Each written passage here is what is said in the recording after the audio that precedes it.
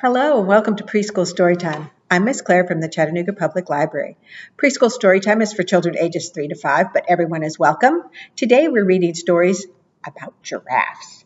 And our first story is called Giraffe Problems by Jory John, illustrated by Lane Smith. And it's published by Random House, a division of Penguin Random House. I like the spots, the giraffe spots. I feel bad about my neck. I do. I can't help it. It's too long, too bendy, too narrow, too dopey, too patterned, too stretchy, too high, too lofty, too necky. Yes, my neck is too necky. Everybody stares at it. This guy, him, that guy, her, them, whatever that is, and her again. Yep, I feel bad about my neck. I've tried dressing it up. I've added a scarf, 2 scarves, a bunch of scarves, a mountain of scarves. I've tried bow ties, regular ties, and both. What do you think? You like the scarves or the bow ties or the regular ties? I've tried hiding it away. I've used shrubs. I've hung out in ditches. I've stood behind trees. Can you see the giraffe? You can see just a little bit right there. I've spent time in the river. Other animals have necks that just work. Take a gander at this zebra's neck. Stripes always look good, so classic. Quit staring at me. Or gaze upon this elephant's neck, strong and powerful, yet graceful. Stop talking about me. Or glimpse this lion, whose neck is adorned with a glorious mane of flowing locks. What a sight! How inspiring! Why can't I have a neck like that? Are you always this loud? My mom always said I should be proud of my neck. She said other animals would love to have a neck like this. Yeah, right. No offense, Mom, but nobody wants this neck. It's a neck only a mother could love. It all makes me want to hide until the sun sets. Sheesh. Good evening. I've been admiring your neck from afar. Oh, how I wish my neck looked like yours. I'd get so much done in a day. Goodness, I can only imagine all the reaching and grabbing and looking around I'd do. I'd accomplish many of my goals for sure. Meanwhile, I'm saddled with this little excuse for a neck. Here, watch me try to stretch it out. Ugh. See, that's about as far as it goes. Pathetic, right? I'm basically neckless. Sigh. You feel bad about your neck too? Yep. I'm Cyrus, by the way. I'm Edward. It's lovely to meet you, Cyrus. Can I tell you something else, Edward? Of course, Cyrus. There is a hill in the distance, which you can surely see from your great vantage.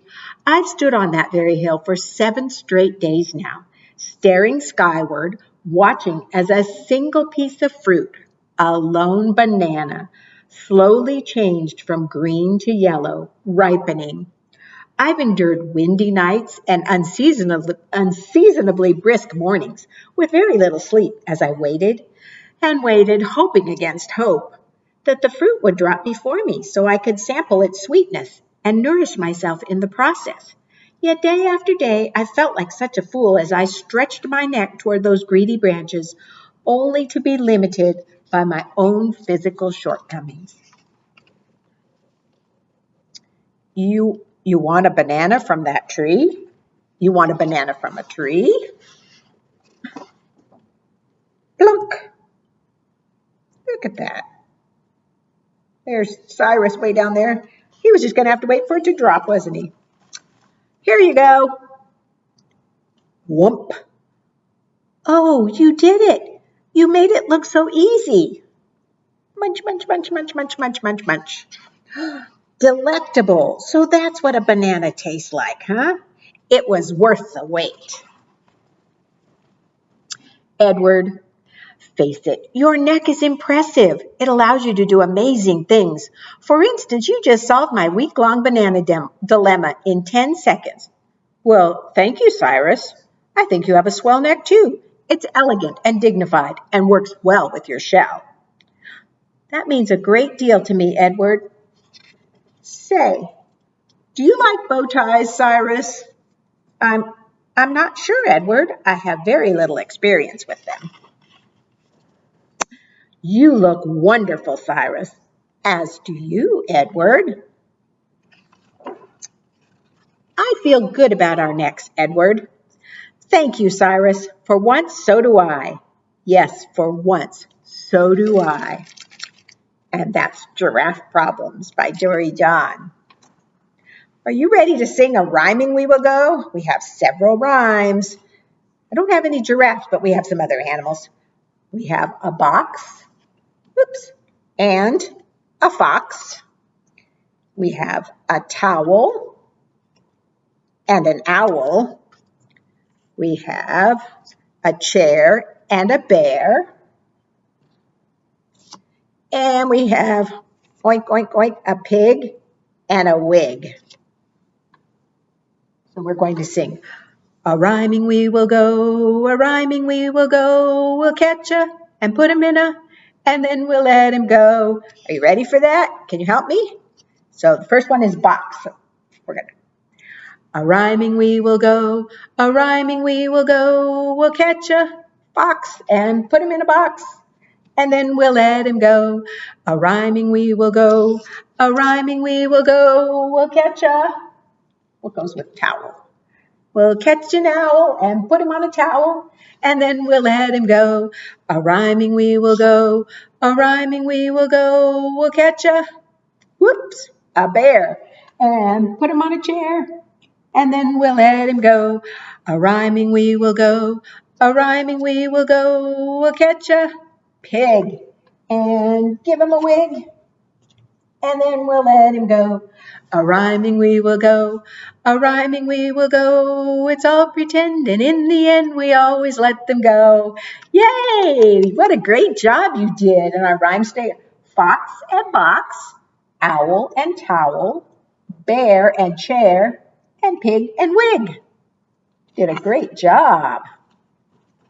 I'm going to drop my little bear off it.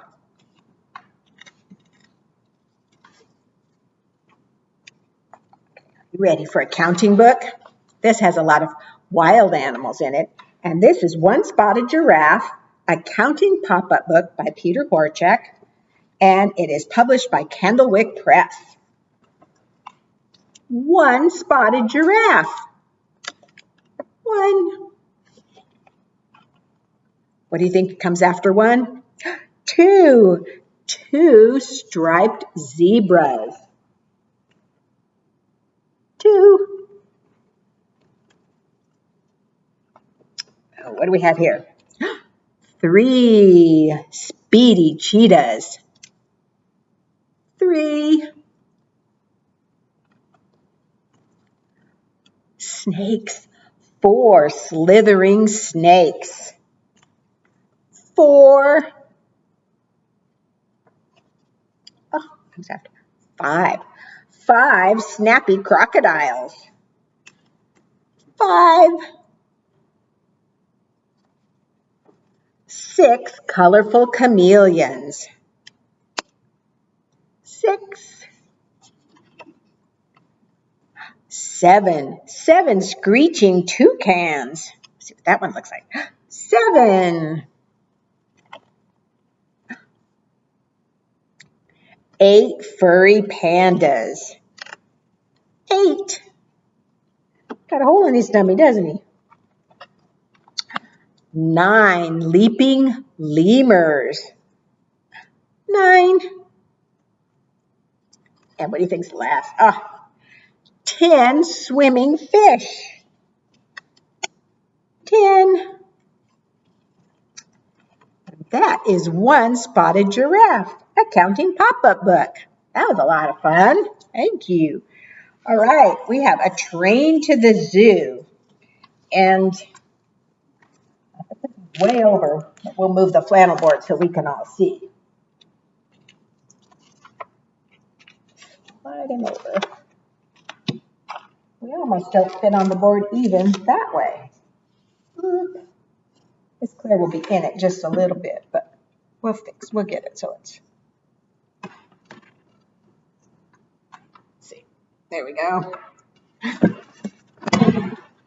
Or not. Okay, we're just going to leave it like that because I might just tip it over. The train is leaving, going to the zoo. But where are all the animals? I don't see them. Do you? Here comes, who's the first one? An elephant walking slowly to his gate. He walks so slowly, he might make us late. We'll put him in this first one. You can kind of see him. Here comes, what do we have? Monkeys swinging right on through. They'll have lots of trees to swing on at the zoo. Here comes, what is this? A tiger, roaring loud and proud. He is the king of the zoo. He always draws a crowd.